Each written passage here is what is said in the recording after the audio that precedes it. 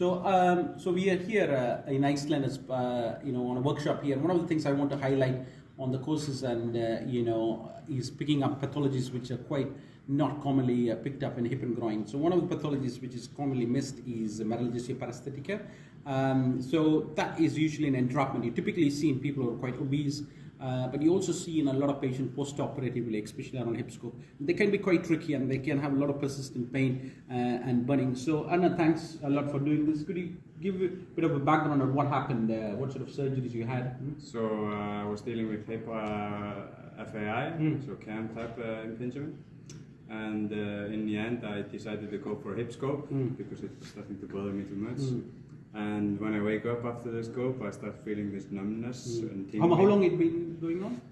The FAI, probably more than 10 years. And the Meralgia Paresthetica, how long? Now it's been for about 4 years. 4 years. So can you describe the typical symptoms, where the pain symptoms are? So I usually feel it like on a anterior and lateral thigh, like in front of the thigh, and a little bit to the outside. Yeah. And how do you describe the pain? Is it like burning, pins and needles, sharp? How do you describe the pain? A little bit of everything. It's like this burning, tingling sensation. Does it mess up your head?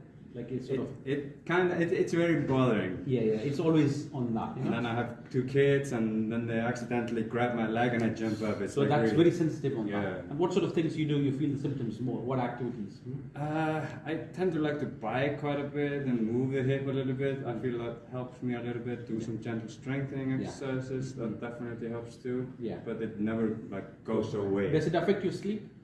I don't feel it in my sleep. That's the main thing. So it's quite positional. Another thing very important is it gets worse with hip extension, isn't it? Yes. So tell me about that. So what happens when you walk? So walking, running obviously I tend to just avoid in general. Yeah. But obviously walking, taking a longer stride maybe accidentally, then I get this shooting pain. And because it's a sensory nerve, there's no weakness with that. Is that right? Yeah. So you don't feel any weakness or anything like that? Not in particular. Yeah, on that. And you had surgery, obviously, it didn't work, but we also talked about referring you for an ultrasound guided injection, which can be quite useful for things as well. So one of the things is also reducing the very, very tight underpants and jeans as well, because you don't want to put any direct compression force. But again, it's quite a difficult condition, to treat as well. One other factor I noticed that I cannot have a wallet in my pocket.